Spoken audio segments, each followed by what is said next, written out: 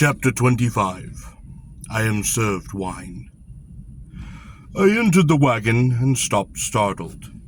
Within, a girl, across the wagon, beyond the tiny fire bowl in the center of its floor, standing on the thick rug, near a hanging Thorian oil lamp, turned suddenly to face me, clutching about herself as well as she could a richly wrought yellow cloth, a silken yellow sheet.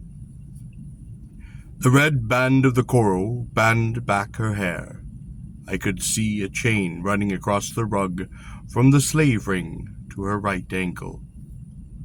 "You!" she cried. She held her hand before her face. I did not speak, but stood dumbfounded, finding myself facing Elizabeth Cardwell. "You're alive," she said, and then she trembled. "You must flee," she cried. "Why?" I asked. "He will discover you," she wept. "Go." Still she would not remove her hand from before her face. "Who is he?" I asked, startled. "My master," she cried. "Please go." "Who is he?" I inquired. "He who owns this wagon," she wept. "I have not yet seen him." I suddenly felt like shaking, but did not move, nor betray emotion. Harold had said that Elizabeth Cardwell had been given by Kamchak to a warrior, but he had not said which warrior. Now I knew. "Has your master visited you often?" I asked. "As of yet, never," she said. "He is in the city, and may this very night come to the wagon." "I do not fear him," I said. She turned away, the chain moving with her. She pulled the yellow sheet more closely about her. She dropped her hand from before her face and stood facing the back of the wagon.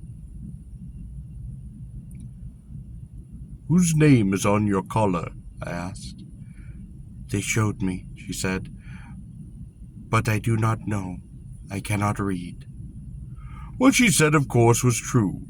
She could speak Korean, but she could not read it. For that matter, many Chichuks could not read, and the engraving on the collars of their slaves was often no more than a sign which was known to be theirs. Even those who could read, or pretended to be able to, would affix their sign upon the collar, as well as their name, so that others who could not read would know to whom the slave belonged. Kamchak's sign was the 4 bosk horns and the 2 quivers. I walked about the firebowl to approach the girl. "Don't look at me," she cried, bending down, holding her face from the light, then covering it with her hands. I reached over and turned the collar somewhat. It was attached to a chain. I gathered the girl was in Sarik, the chain on the floor attached to the slave ring running to the twin ankle rings. She would not face me, but stood covering her face and looking away. The engraving upon the Turian collar consisted of the sign of the 4 bosk horns and the sign of the city of Koroba, which I took it Kamchak had used for my sign. There was also an inscription in Gorean upon the collar. It was a simple one. "I am Tarl Cabot's girl." I re-straightened the collar and walked away, going to the other side of the wagon, leaning my hands against it and wanting to think. I could hear the chain move as she turned to face me. "What does it say?" she begged. I said nothing. "Whose wagon is this?" she pleaded. I turned to face her, and she put one hand before her face, the other holding the yellow sheet about her. I could see now that her wrists were encircled with slave bracelets, linked to the collar chain, which then continued to the ankle rings. A second chain, that which I had first seen, fastened the Sarik itself to the slave ring. Over the hand that shielded the lower part of her face, I could see her eyes, and they seemed filled with fear. "Whose wagon is it?" she pleaded. "It is my wagon," I said. She looked at me thunderstruck. "No," she said. "It is the wagon of a commander. he who commands 1,000. I am such, I said. I am a commander. She shook her head. The collar? She asked. It says that you are the girl of Tarl Cabot. Your girl? She asked. Yes, I said.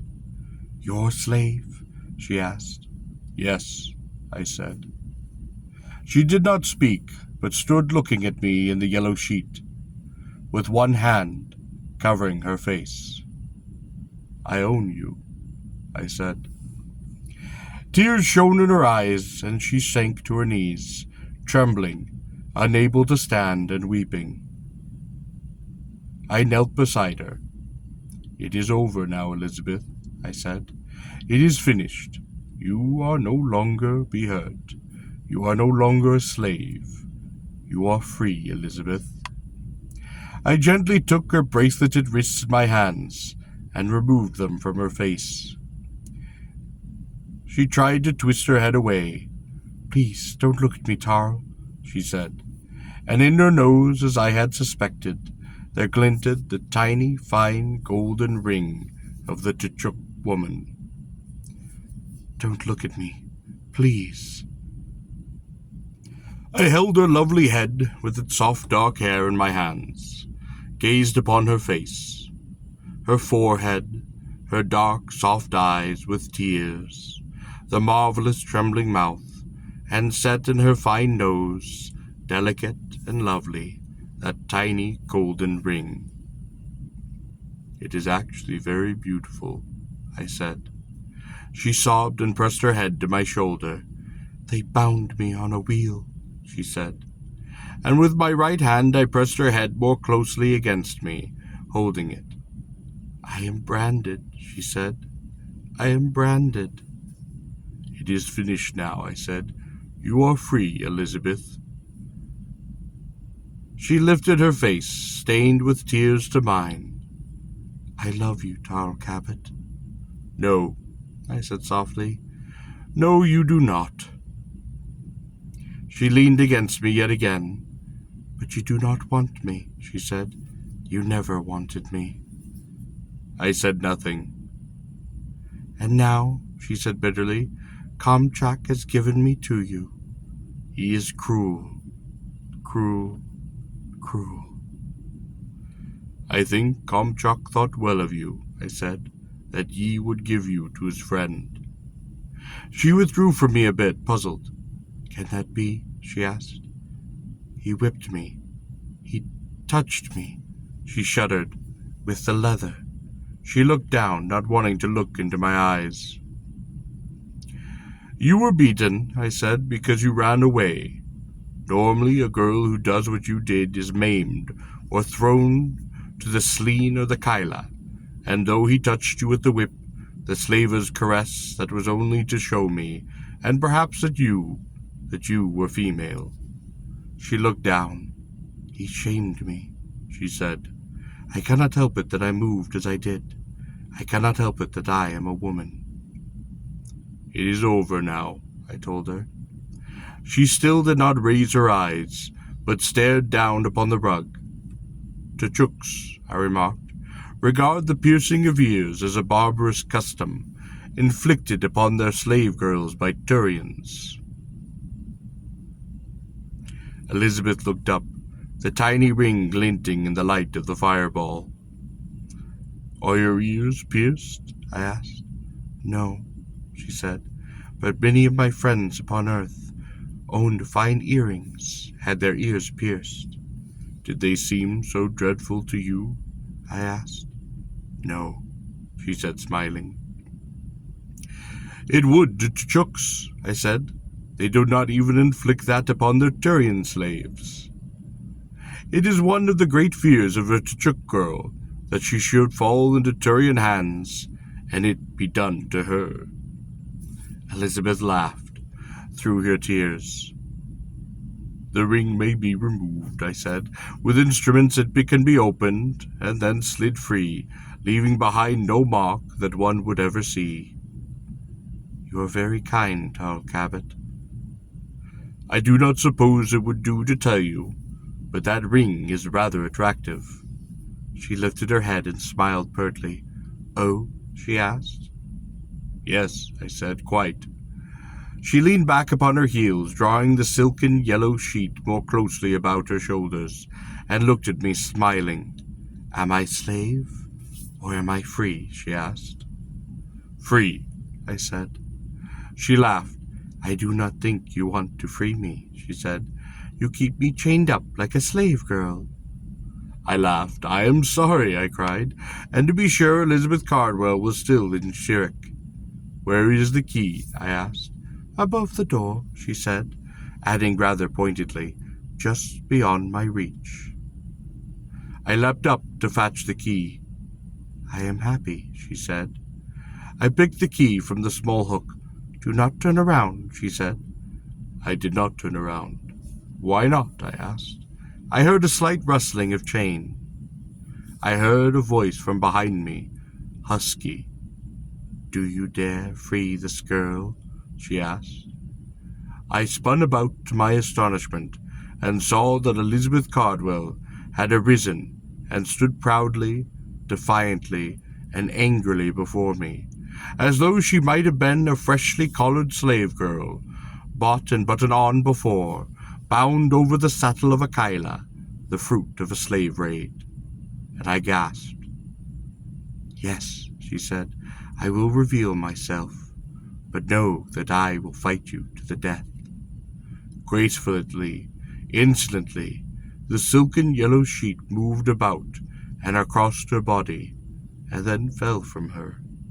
She stood facing me, in pretend anger, graceful, beautiful. She wore the sirik, and was, of course, clad kajir, clad in the courier and the katka, the red cord and the narrow strip of black leather, in the kalmak, the brief vest, open, sleeveless, of black leather, and in the kora, the strip of red cloth that bound back her brown hair.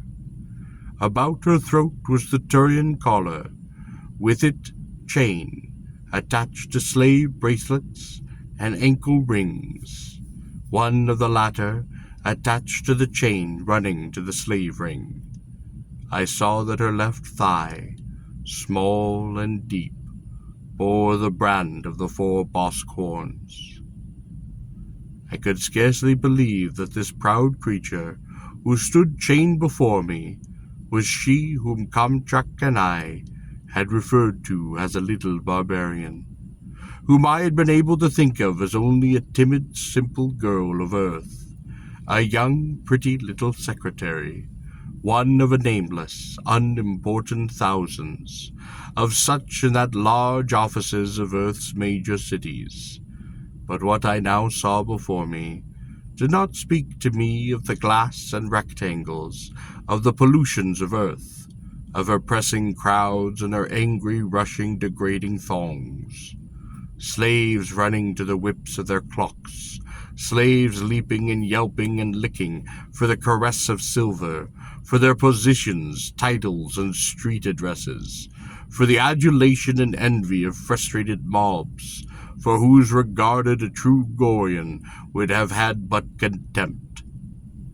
What I saw before me now spoke rather in its way of the bellowing of Bosk, the smell of trampled earth, the sound of the moving wagons, and the whistle of the wind about them, of the cries of the girls with the Bosk stick, and the odor of the open cooking fire, of Kamchak on his Kyla, as I remembered him from before, as Kudatuchik must once have been, of the throbbing earthy rhythms of grass and snow, the herding of beasts, and here before me now there stood a girl, seemingly a captive, who might have been of Turia, or Ar, or Kos, or Thentis, who proudly wore her chains, and stood as though defiant in the wagon of her enemy, as if clad for his pleasure.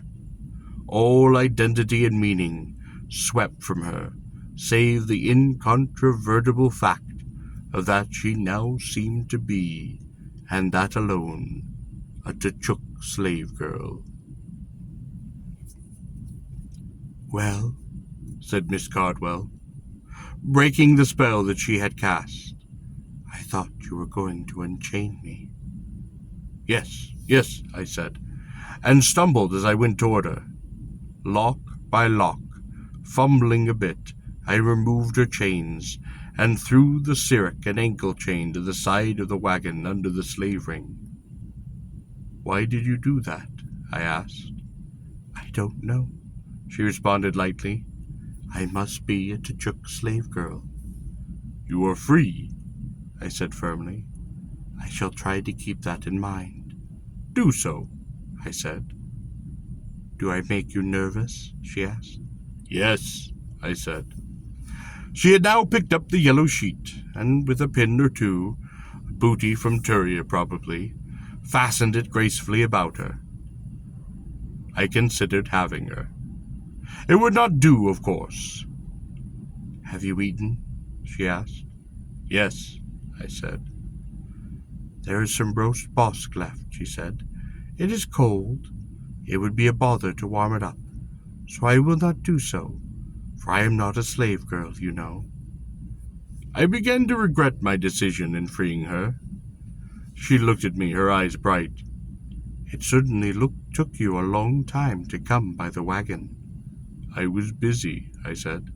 "Fighting and such, I suppose," she said. "I suppose," I said. "Why did you come to the wagon tonight?" she asked. I didn't care precisely for the tone of her voice with which she asked that question. "For wine," I said. "Oh." I went to the chest by the side of the wagon and pulled out a small bottle, one of several, of the Kalna. "Let us celebrate your freedom," I said, pouring a small bowl of wine. She took the bowl of wine and smiled, waiting for me to fill one for myself. When I had done so, I faced her and said, "To a free woman, one who has been strong, one who has been brave, to Elizabeth Cardwell, to a woman who is both beautiful and free." We touched the bowls and drank. "Thank you, Tal Cabot," she said, and I drained my bowl. "We shall, of course," Elizabeth was saying, "have to make some different arrangements about the wagon." She was glancing about, her lips pursed. "We shall have to divide it somehow. I do not know if it would be proper to share a wagon with a man who is not my master." I was puzzled. "I am sure," I muttered. "We can figure out something." I refilled my wine bowl. Elizabeth did not wish more. I noted that she had scarcely sipped what she had been given, and I tossed down another swallow of Kalna, thinking perhaps that it was a night for Paga after all. "A wall of some sort," she was saying. "Drink your wine," I said, pushing the bowl in her hands toward her. She took a sip absently. "It is not really a bad wine," she said. "It is superb," I said. "A wall of heavy planks would be best, I think," she mused. "You could always wear robes of concealment," I ventured, "and carry about your person an unsheathed quiver." "That is true," she said. Her eyes were looking at me over the rim of her bowl as she drank. "It is said," she remarked, her eyes mischievous, "that any man who frees a slave girl is a fool." "This is probably true," I said. "You are nice, Tarl Cabot." She seemed to me very beautiful, and again I considered having her. But now that she was free, no longer a simple slave, I supposed that it would be most improper. I did, however, measure the distance between us, and in experimented in speculation, decided I could reach her in one bound, and with one motion, with luck, land her upon the rug. "What are you thinking?" she asked. "Nothing that I care to inform you of," I said. "Oh," she said, looking down into her bowl of wine, smiling. "Drink more wine," I prompted. Really? She said. It is quite good, I said. Most superb. You are trying to get me drunk, she said. The thought had crossed my mind, I admitted. She laughed. And after I am drunk, she asked, what are you doing to do with me? I think I will stuff you in the dung sack, I said. Most unimaginative, she remarked. Then what do you suggest? I asked. I am in your wagon, she sniffed. I am alone and quite defenseless, completely at your mercy. Please, I said. If you wished, she pointed out, I could in an instant be returned to slave steel, simply be re-enslaved, and then would again be yours to do with precisely as you wish. That does not sound to me like a bad idea, I said. Can it be, she asked, that the commander of a Tachuk thousands does not know what to do with a girl such as I? I reached toward her to take her into my arms, but I found the bowl of wine within my way, deftly so. Please, Mr. Cabot, she said. I stepped back, angry. By the priest kings, I cried, you are one woman looking for trouble. Elizabeth laughed over the wine. Her eyes sparkled. I am free, she said. I am well aware of that, I snapped, and she laughed. You spoke of arrangements, I said. There are some. Free or not, you are the woman within my wagon. I expect to have food. I expect the wagon to be clean, and the axles to be greased, and the boss to be broomed. Do not fear, she said. When I prepare my meals, I will make enough for two. I am pleased to hear it, I muttered. Moreover, she said, I myself would not wish to stay in a wagon that was not clean, nor one whose axles were not greased, nor whose bosks were not properly groomed. No, I said, I suppose not. But it does seem to me, she said, that you might share in such chores. I am the commander of 1,000, I said. What difference does that make to me? She said. It makes a great deal of difference, I shouted. Oh, you needn't shout, she said. My eyes glanced back at the slave chains under the slave ring. Of course, said Elizabeth, we could regard it as a division of labor of sorts. Good, I said. On the other hand, you might rent a slave for such work. All right, I said, looking at her, I will rent a slave. But you can't trust slaves, said Elizabeth. And with a cry of rage, I nearly spilled my wine. You nearly spilled your wine, said Elizabeth. The institution of freedom for women, I decided, as many Goreans believed, was simply a mistake. Elizabeth winked at me conspiratorially. I will take care of the wagon, she said. Good, I said, good. I sat down beside the fire bowl and stared at the floor. Elizabeth knelt down a few feet from me and took another sip of her wine. I heard, said the girl seriously, from a slave whose name was Serena, that tomorrow there will be a great fighting. I looked up. Yes, I said, I think this is to be true. If there is to be fighting tomorrow, she asked, will you take part in it? Yes, I said.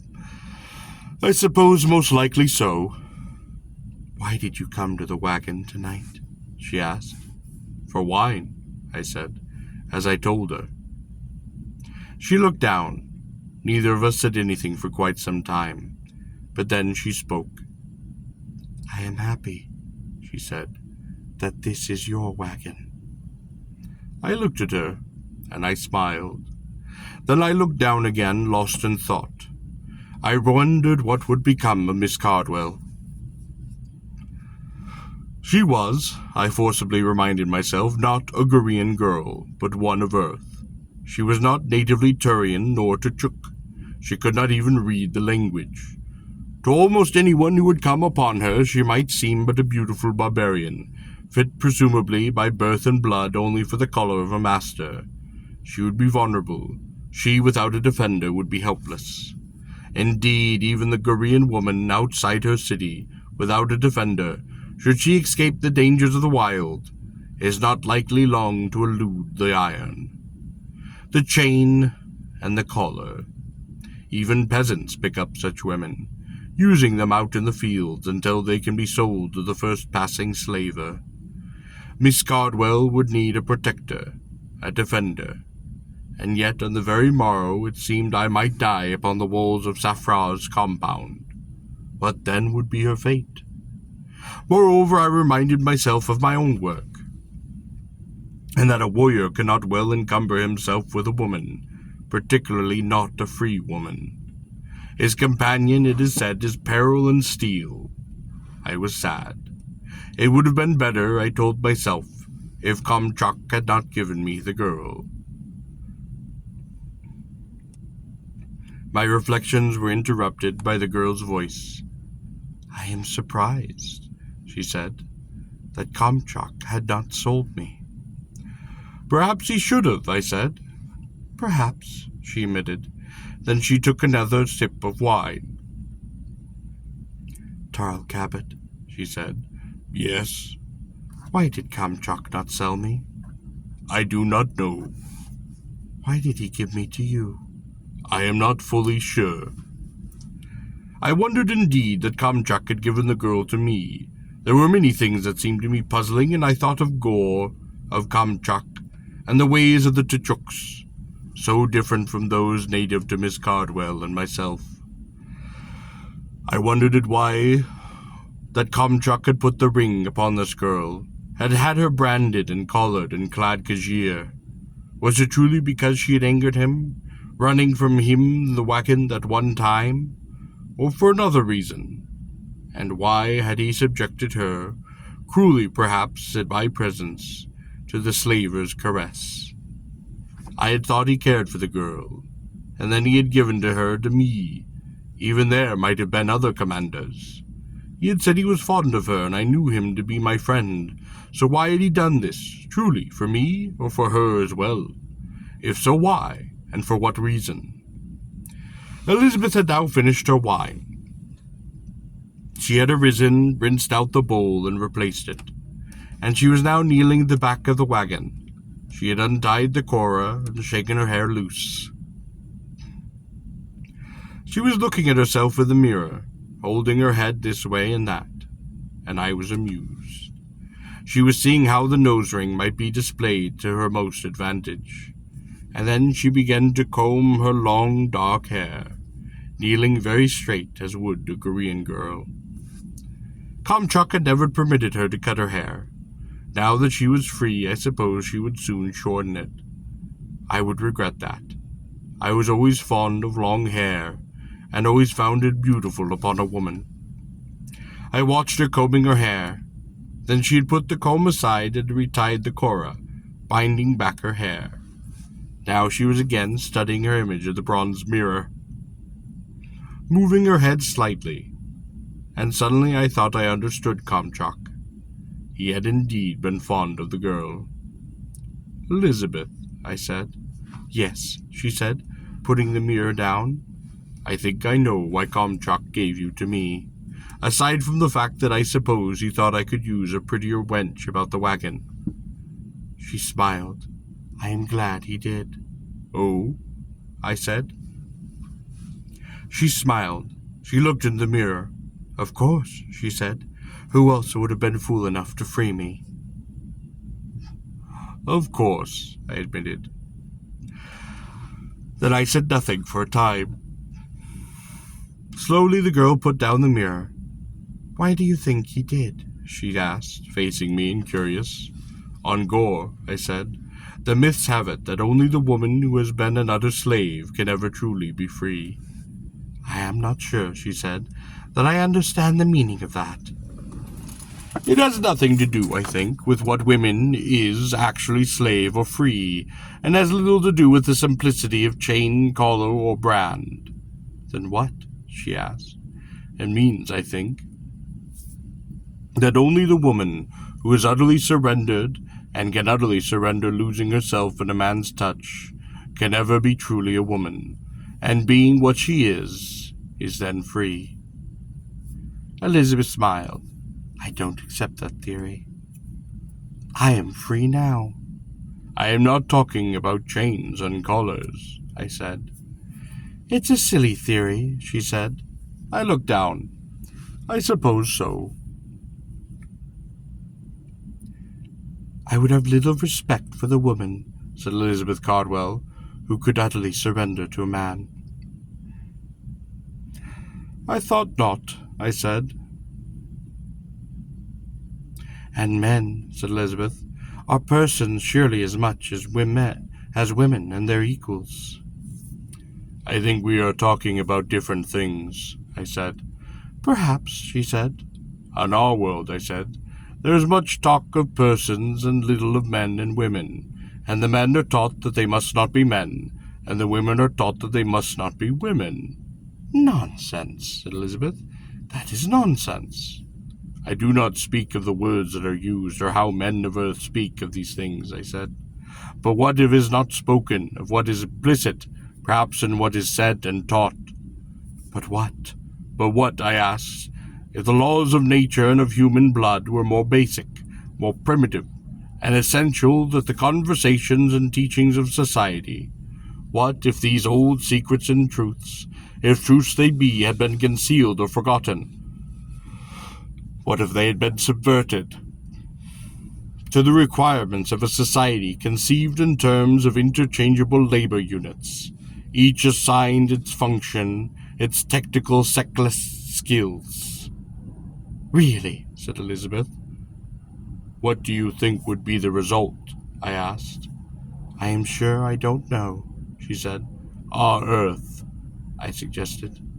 Women, said Miss Cardwell, do not wish to submit to men, to be dominated and to be brutalized. We are speaking of different things, I said.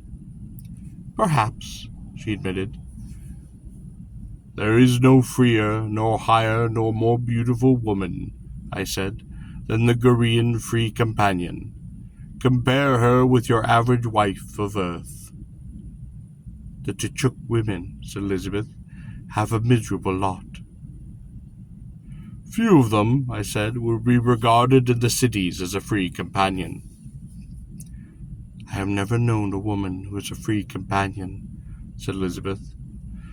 I was silent, and I was sad, for I had known one such. You are perhaps right, I said, but throughout the mat it seems that there is one whose nature it is to possess, and one whose nature it is to be possessed. I am not accustomed to thinking myself, smiled Elizabeth, as a mammal. What do you think of yourself as? I asked. Biologically. Well, she smiled, if you wish to put it that way. I pounded the floor of the wagon and Elizabeth jumped. That, I said, is the way it is. Nonsense, said she. The Goreans recognize, I said, that this truth is hard for women to understand, that they will reject it, that they will fear it and fight it. Because, said Elizabeth, it is not true. You think, I said, that I am saying that a woman is nothing? That is not it. I am saying that she is marvelous, that she becomes truly herself and magnificently only after the surrenders of love. Silly, said Elizabeth. That is why, I remarked, that upon this barbaric world, the woman who cannot surrender herself is upon occasion simply conquered. Elizabeth threw back her head and laughed merrily. Yes, I smiled, her surrender is won often by a master who will be satisfied with no less. And what happens to these women afterwards, she said. They may wear chains, or they may not, I said, but they are whole and they are female. No man, said Elizabeth, including you, my dear Tarl Cabot, could bring me to such a pass. The Korean myths have it, I said, that the woman longs for this identity, to be herself in being this, if only for the moment of paradox in which she is a slave and thus freed. That is all very silly, said Elizabeth. It is further said that the woman longs for this to happen to her, but does not know it. And that is the silliest of all, laughed Elizabeth. Why, I asked, did you earlier stand before me as a slave girl, if you did not, for that moment, wish to be a slave? It was a simple joke, she laughed. A joke. Perhaps, I said. She then looked down, confused. And so, I said, that is why I think Kamchak gave her, you. She looked up startled. Why? She asked. That in my arms you would learn the meaning of a slave collar, and that you would learn the meaning of being a woman. She looked at me astonished, her eyes wide with disbelief. You see, I said, he thought well of you. He was truly fond of his little barbarian. I stood up and threw the wine bowl to the side of the room, and it shattered against the wine chest. I then turned away, and she leapt to her feet. Where are you going? She asked. I am going to the public slave wagon. But why? She asked. I looked at her frankly. I desire to be with a woman, I said. She looked at me.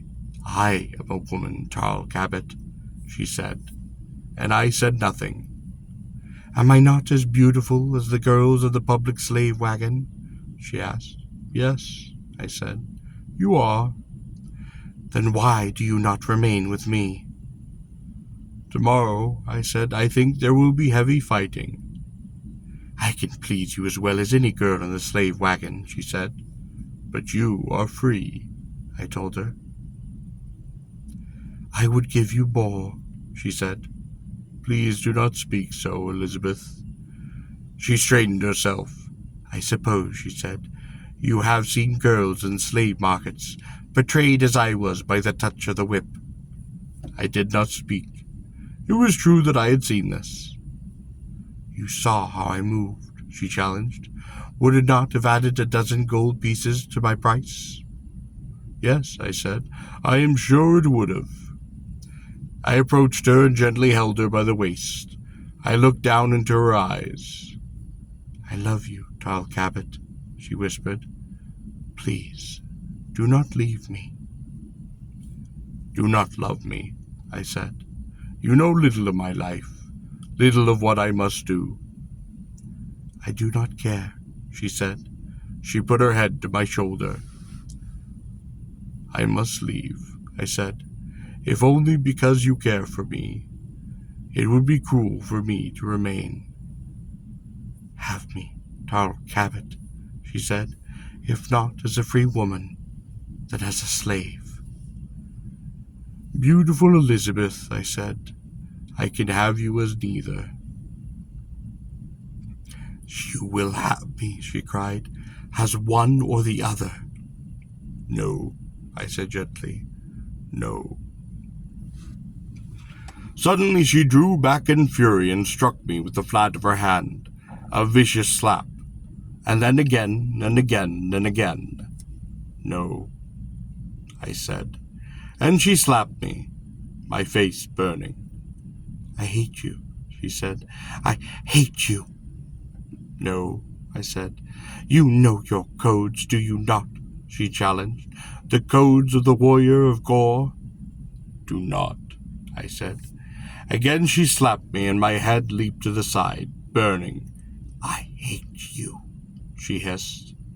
And then, as I knew she would, she suddenly knelt before me, in fury, head down, arms extended, wrists crossed, submitting as a Gorean female.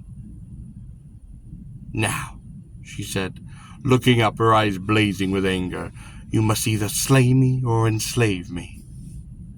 But you are free, I said sternly. Then slay me, she demanded. I cannot do that, I said.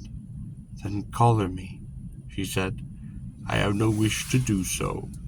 Then acknowledge your codes betrayed, she said. Fetch me the collar, I said.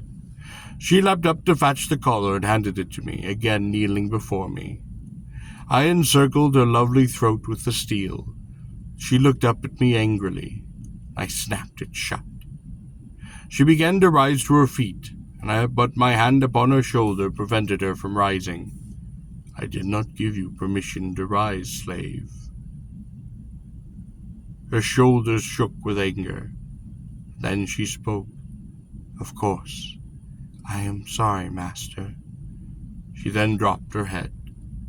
I removed the 2 pins from the yellow silken sheet. It fell from her, revealing her clad kajir. She stiffened in anger. I would see my slave girl, I said. Perhaps, she said acidly, you wish your girl to remove her remaining garments? No, I said. She tossed her head. I shall do it, I told her. Then she gasped. As she knelt upon the rug, head down in the position of the pleasure slave, I took from her the kora, loosening her hair. Then the leather kalmak. I then drew from her the karya and the katcha. If you would be a slave, I told her, be a slave. She did not raise her head, but glared savagely down at the rug, her small fists clenched. I went across the rug and sat down cross-legged near the fire bowl and looked at the girl. Approach me, slave girl, and kneel, I spoke.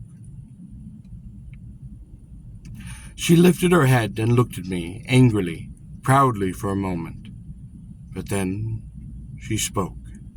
Yes, master, and did as she was commanded. I then looked at Miss Elizabeth Cardwell, kneeling before me, head down, clad only in the collar of a slave. What are you? I asked. A slave, she said bitterly, not raising her head.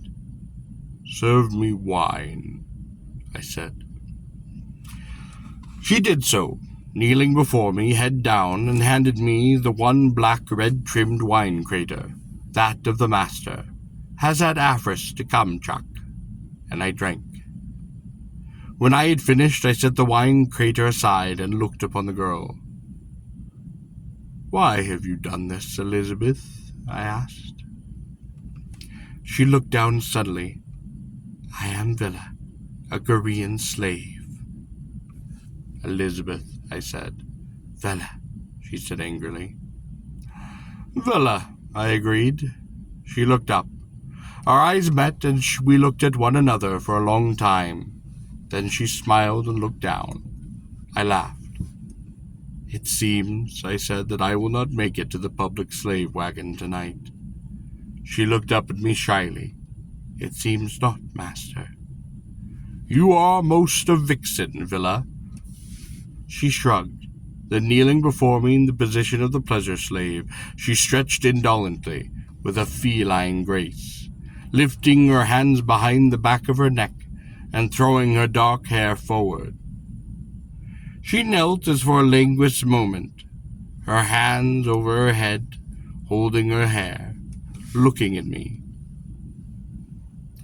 Do you think, she asked, that the girls of the public slave wagons are as beautiful as Vela? No, I said, they are not. Or as desirable, she asked. No, none are as desirable as Villa. Then, her back still arched with a half-smile, she stretched even more, and as though weary, she slowly turned her head to one side, with her eyes closed, and then opened them with a small, lazy motion of her hands, threw her hair back over her head.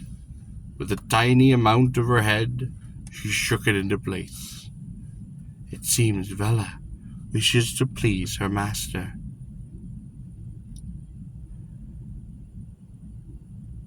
No, said the girl, Villa hates her master. She looked at me with feigned hatred, for he has humiliated Vela. He has stripped her and put her in the collar of a slave. Of course, I said. But, said the girl, perhaps she might be forced to please him.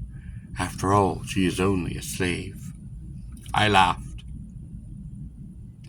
It is sad, remarked the girl, that Vela, whether she knows it or not, longs to be a slave, the utter slave of a man, if but for an hour.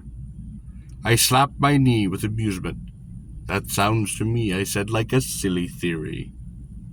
The girl shrugged in her collar. Perhaps, she said, Vela does not know. Perhaps, I said, Vela will find out. Perhaps, said the girl, smiling. Are you ready, slave girl, I asked, to give pleasure to my master?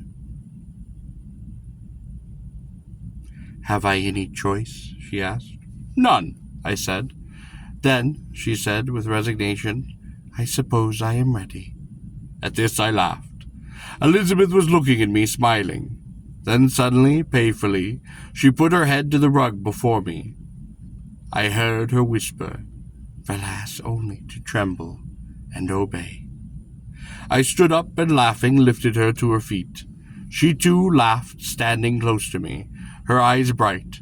I could feel her breath upon my face. I think now I will do something with you, I said. She laughed, resigned, dropping her head. What is to be the fate of your beautiful civilized slave? The dung sack, I replied. No, she cried, suddenly frightened. No, I laughed. I will do anything rather than that, she said. Anything. Anything, I asked. She looked up at me, smiling, softening. Yes, she said.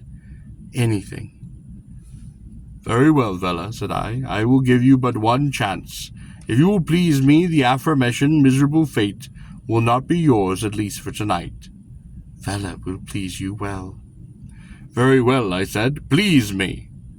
I recalled keenly how she had supported with me earlier, and I thought there might be some point in giving the young American a taste of her own medicine.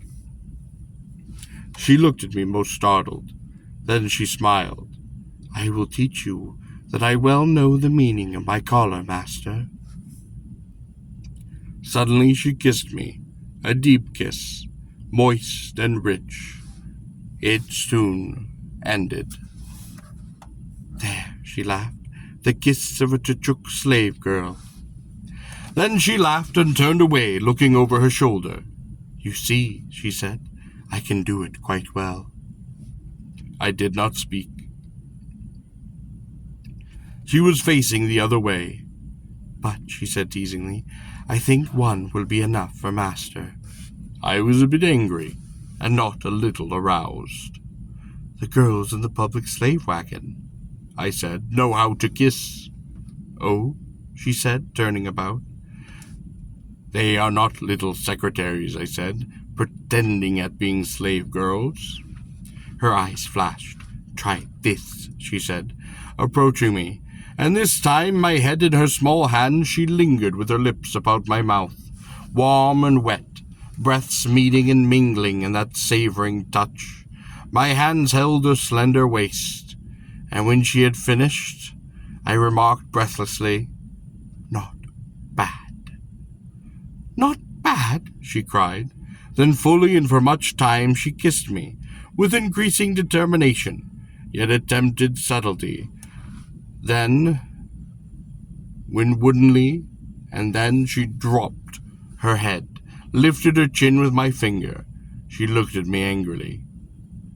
I should have told you, I suppose, I remarked, that a woman's kiss well only when fully aroused, after at least half an an, after she is helpless and yielding. She looked at me angrily, then turned away. Then she spun about, laughing. You are a beast, Tarl, she cried. You too, I laughed, are a beast, a beautiful little collared beast. I love you, she said, Tarl Cabot. Array yourself in the pleasure-soaked little beast, I said. Enter into my arms. The blaze of a challenge flared suddenly in her eyes. She transfused with excitement. Though I am of earth, she said, try to use me as slave. If you wish, I said. I will prove to you, she said, that your theories are false. At this I shrugged. I will prove to you, she said, that a woman cannot be conquered. You tempt me, I said. I love you, she said, but even so, you will not be able to conquer me, for I shall not permit myself to be conquered, not even though I love you. If you love me, I said, perhaps I would not wish to conquer you. But Kamchak, generous fellow, gave me to you, didn't he? she asked, "that you should teach me what is slave to be female?" "I think so," I admitted. "And as this question, and perhaps yours, wouldn't that not be in my best interest?" "Perhaps," I said. "I do not really know. There are complicated matters." "Well," she said, laughing, "I shall prove you both wrong." "All right," I said, "we shall see." "But you must promise to try to make me truly a slave, if but for only a moment." "All right," I said. "The stakes," she pronounced, "will be my freedom against—" "Yes?" I asked. "Against yours," she laughed. "I do not understand," I said. "For 1 week, in the secrecy of the wagon, where no one can see you, you will be my slave. You will wear my collar. You will serve me and do whatever I wish." "I do not care much for your terms," I said. "You seem to find little fault in men owning female slaves. Why should you object to being a slave owned by a female?" "I see," I said. She smiled slyly. "I think it might be rather pleasant to eye a man's slave." She laughed. "I will teach you the bearing of a collar, Tarl Cabot," she said. "Do not count your slaves until you have won them," I cautioned. "Is it a wager?" she asked.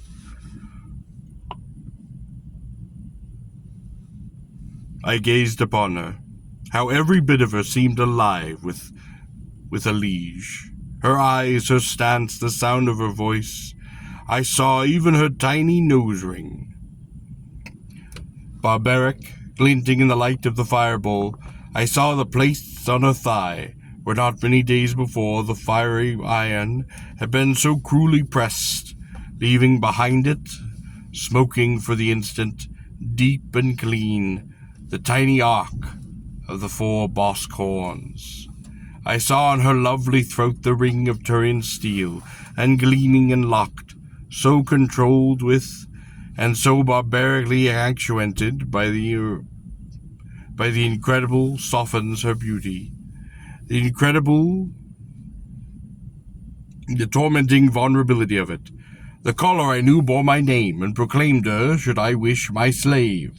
And yet this beautiful, soft, proud thing stood there, though ringed and branded, though collared, bold and brazen, staring at me, eyes bright. Her challenge, the eternal challenge of the unconquered female, that of the untamed woman daring the male to touch her, to try, she resisting, to reduce her to a yielding prize, to force from her the unconditional surrender, the total and utter submission of the woman who has no choice but to acknowledge herself his, the helpless, capitulated slave of him, in whose arms she finds herself prisoner. As the Goreans have it, there is in this war in which the woman can respect only that whom a man he cares, reducing her to utter defeat. But it seemed to me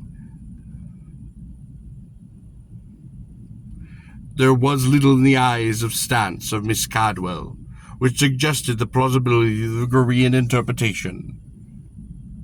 She seemed to me clearly out to win, to enjoy herself perhaps, but to win, and then extract from me something in the way of vengeance for all the months and days in which she, proud, independent wench, had been only slave.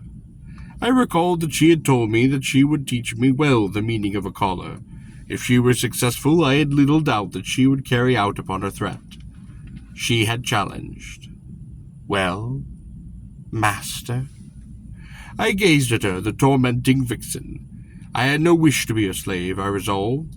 If one of us must be slave, it would be she, the lovely Miss Cardwell, who would wear the collar. "Well," she began, "challenged, master?" I smiled. "It is a wager," I said, "slave girl." She laughed happily and turned, standing upon her tiptoes, lowered the Thalorian oil lamps. Then she bent to find herself among the pritches of the wagon, yellow. yellow pleasure silks, and at last she stood before me and was beautiful. "Are you preparing to be a slave?" she asked. "Until you have won," I said. "It is you who will wear the collar." She dropped her hex head in mock humility. "Yes, yes, master," she said. Then she looked up at me, her eyes most mischievous. I motioned for her to approach, and she did so. I indicated that she should enter into my arms, and she did so. In my arms, she looked up at me. "You are sure you are quite ready to be a slave?" "Be quiet," I said gently. "I shall be pleased to own you," she said. "I have always wanted a handsome male slave." "Be quiet," I whispered. "Yes, master," she said obediently. My hands parted the pleasure silk and cast it aside. "Really, master," she said. "Now," I said, "I will take the kiss of my slave girl." "Yes, master," she said. Now, I instructed her, with more passion. "Yes, master." Obediently, and she kissed me, with feigned passion. I handed her the collar, turned. I turned her about and put her on her back upon the rug, her shoulders pressed against that thick pile. She looked at me, a sly smile upon her face. I took the nose ring between my thumb and forefinger, and gave it a gentle tug. "Oh," she cried, eyes smarting, and she looked up. "That is no way to treat a lady," she remarked. "But you are not. You are a slave girl," I reminded her. "True," she said forlornly, turning her head to one side. I was a bit irritated. She looked up at me and laughed with amusement. I began to kiss her throat and body, and my hands were behind her back, lifting her and arching her so that her head was back and down. "I know what you're trying to do," she said. "What?" I mumbled. "You were trying to make me feel owned," she said. "Oh," I said. "You will not succeed." She unformed me. I myself was beginning to growl and grow skeptical. She wiggled about on her side, looking at me. My hands were still clasped behind the small of her back. "It is said by a Gorean," responded Nomads of Gor, "very seriously, that every woman, whether she knows it or not, longs to be a slave, the utter slave of a militia, if but for simply an hour." "Please be quiet," I said. "Every woman," she said apathetically. "Every woman." I looked at her. "You are a woman," I observed. She laughed. "I find myself naked in the arms of a man, and wearing the collar of a slave. I think there is little doubt that if I am a woman." "And at the moment," I suggested, "you are little more." She looked at me irritably for a moment, and then she smiled. "It is said by Goreans," she remarked, with very good serious, with mock bitterness, "that in a collar a woman can be only a woman." "The theory you mentioned," I said, grumbling, "about women longing to be slaves, if for only an hour, is doubtlessly false." She shrugged in her collar, and put her head down to one side.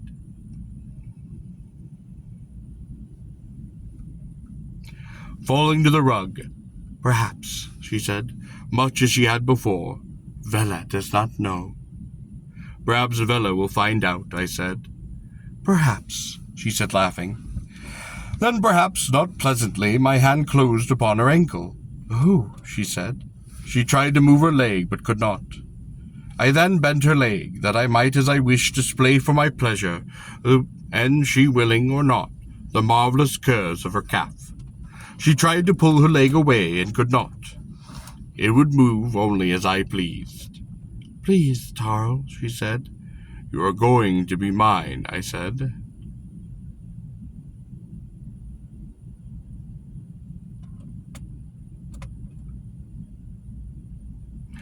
Please, she said, let me go. My grip upon her ankle was not cruel, but in all her womanness she knew herself held. Please, she said, let me go. I smiled to myself. Be silent, slave. Elizabeth Cardwell gasped, and I smiled.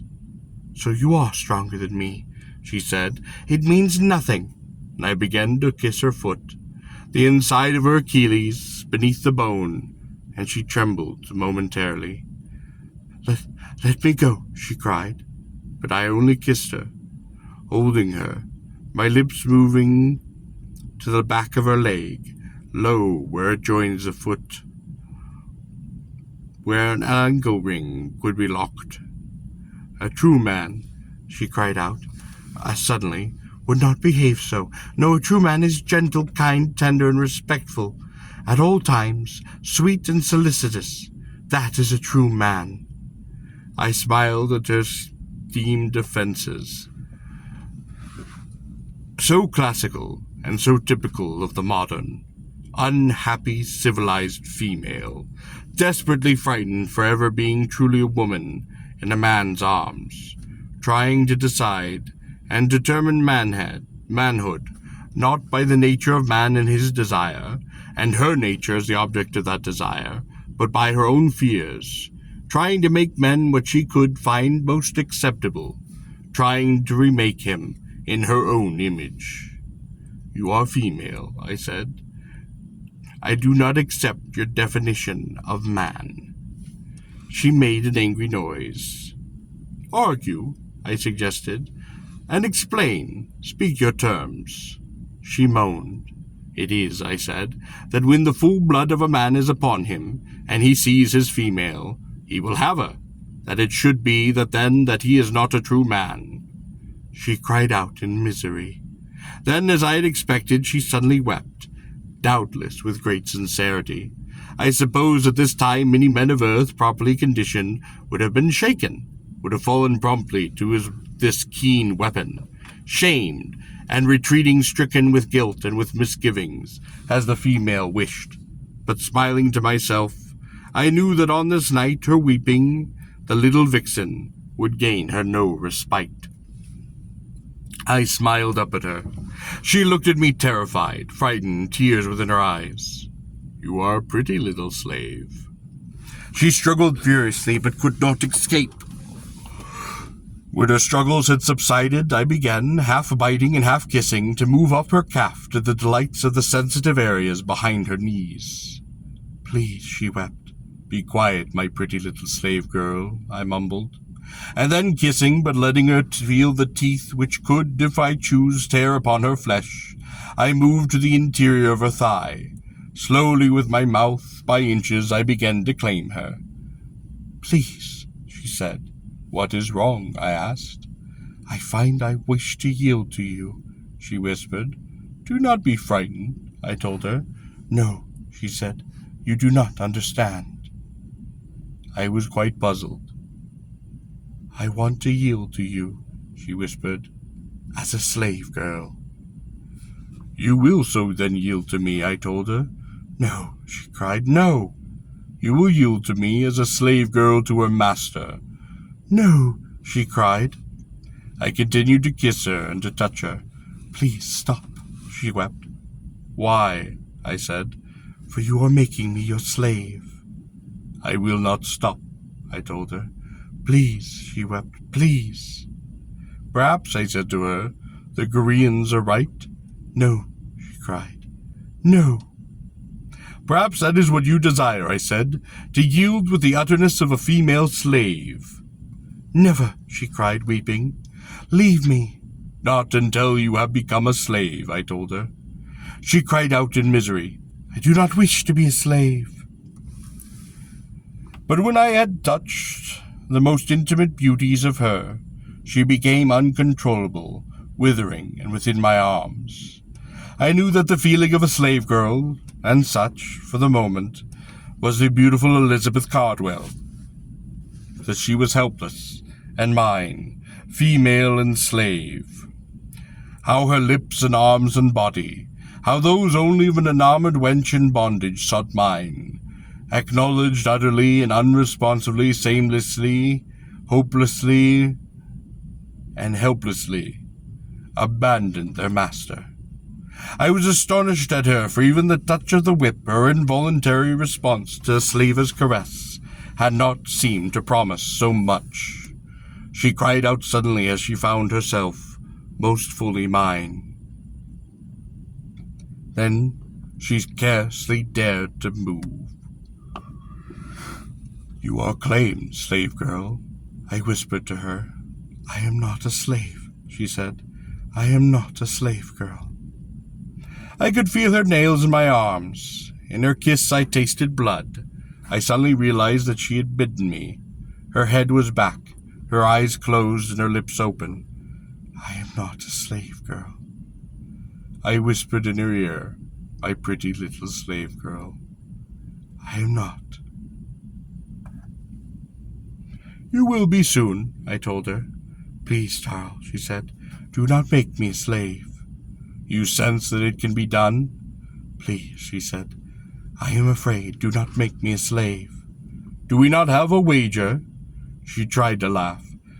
Let us forget the wager," she said. "Please, Tarl. It was foolishness. Let us forget this wager." "Do you acknowledge yourself my slave?" I inquired. "Never," she hissed. "Then," said I, "lovely wench, the wager is not yet done." She struggled to escape me, but could not, and then suddenly, as though startled, she would not move.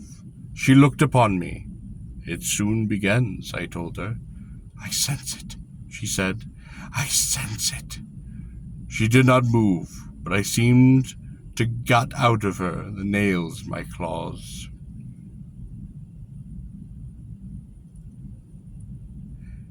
"Can't there be more?" she wept. "It soon begins," I laughed again.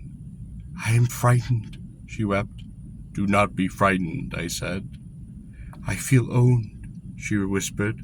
"You are," I said. "No," she said. "Do not be frightened," I said. "You must let me go," she spoke. It soon begins," I told her. "Please let me go," she whispered. "Please." "On Gor," I said, "it is said that a woman who wears a collar can be only a woman." She looked at me angrily. "And you, lovely Elizabeth," said I, "wear a collar." She turned her head to one side, helpless, angry, tears in her eyes. She did not move. And then suddenly I felt the cut of her nails deep within my arms, and through her lips her teeth were clenched, her head was back, her eyes were closed, her hair tangled under her, and over her body, and then her eyes seemed surprised, startled, and her shoulders lifted a bit from the rug. She looked at me. I could feel the beginning in her, the breathing of it, the blood of it, hers and my own flesh swift, and like fire in hers, beauty mine, and knowing it was then the time, meeting her eyes fiercely, I said to her with sudden contempt and savagery, following the common Gorean rites of submission, "Slave." She looked at me with horror, cried out no, half reared from the rug, wild, helpless, fierce as I intended, wanting to fight me, as I knew she would. Wanting to slay me if it lay within her power, as I knew she would. I permitted her to struggle, to bite, to scratch, to cry out. Then I silenced her with a kiss of the master, and accepted the exquisite surrender which she had no choice but to give. "Slave," she wept. "Slave, slave, slave, I am a slave." It was more than an aeon later that she lay within my arms, upon the rug, and looked at me, tears in her eyes. "I know now," she said, "what it is to be the slave girl of a master." I said nothing. "Though I am a slave," she said, "yet for the first tinge in my life I feel I am free." "For the first time in your life," I said, "you are a woman." "I love being a woman," she said. "I am happy I am a woman, Tarl Cabot. I am happy." "Do not forget," I said, "you are only my slave." She smiled and fingered her collar. I am Tall Cabot's girl, she said. My slave, I said. Yes, she said, your slave. And at that I smiled. You will not beat me too often, will you, master? She asked. We'll see, I said. I will strive to please you, she said. I am pleased to hear that, I said. She then lay upon her back, her eyes open, looking at the top of the wagon, at the hangings, the shadows thrown upon the scarlet hides by the light of the firebowl. I am free, she said. Oh. I looked at her. She rolled over on her elbows. It is strange, she said. I am a slave girl, but I am free. I am free. I must sleep now, I said, rolling over. She kissed me upon the shoulder. Thank you, she said, Tall Cabot, for freeing me. I rolled her over and seized her by the shoulders, pressing her back to the rug. She looked up, laughing. Enough of this nonsense about freedom, I said. Do not forget that you are my slave. I took her nose ring between my thumb and my forefinger. Oh, she said. I lifted her head from the rug by the ring, and her eyes smarted. This is scarcely the way to show respect for a lady, she said. I tweaked her nose ring once more, tears springing into her eyes. But then, she said, I am only your slave. And do not forget it, I admonished her. No, master, she said, smiling. You do not sound to me sufficiently sincere, I said. But I am, she laughed. I think in the morning I will throw you to the Kaila. And then, where will you find another slave as delectable as I, she laughed. Insolent wench. Oh, she cried, as I gave the ring a playful tug. Please. With my left hand I jerked the collar against the back of her neck. Do not forget, I said, that upon your throat you wear my collar of steel. Your collar, she said promptly. I slapped her thigh. And I said, upon your thigh you wear the brand of the 4 Bosks. I am yours, she said, like a boss. Ooh, she cried as I dropped her back to the rug. She looked up at me, her eyes mischievous. I am free, she said. Apparently, I said, you have not learned the lessons of the collar. She laughed merrily. Then she lifted her arms and put them about my neck. And lifting her lips to mine tenderly and delicately, this slave girl, she said, has well learned the lessons of her collar. I laughed, and she kissed me again. Nomads of Gor, she says, loves her master. And what of Miss Elizabeth Cardwell? I inquired. The pretty little slave? Said Elizabeth scornfully. Yes, I said, the secretary. She is not a secretary, said Elizabeth. She is only a little Korean slave. Oh, I said, whatever. As you may have heard, Miss Elizabeth Cardwell, the nasty little wench, was forced to yield herself as a slave girl to her master. I have heard as much. What a cruel beast he was, said the girl. What of her now? I asked.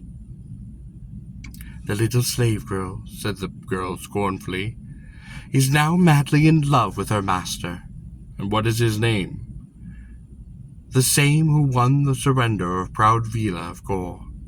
And his name? I asked. Tall Cabot, she said. He is a fortunate fellow, I remarked, to have 2 such powerful women. They are jealous of one another, confided the girl. Oh, I asked. Yes, she said. Each will try to please her master more than the other, that she will be his favorite. I kissed her. I wonder who will be his favorite, she asked. Let them both try to please him, I suggested, each more than the other. She looked at me reproachfully. He is a cruel, cruel master, she said. Doubtless, I admitted. And for a long time we kissed and touched, and for time to time during the night, each of the girls, Vila of Gor and the little barbarian, Miss Elizabeth Cardwell, begged and were permitted to serve the pleasure of their master. Yet he, unprecipitate and weighing matters carefully, still could not stide between them. It was well toward morning, and he was nearly asleep, when he felt them against him, their cheek pressed against his thigh. Girls, mumbled he, do not forget you wear my steel. We will not forget, they said, and he felt their kiss. We love you, said they. Master. He decided, falling asleep, that he would keep them both a slave for a few days, if only to teach them a lesson. Also, he reminded himself, it is only a fool who frees a slave girl.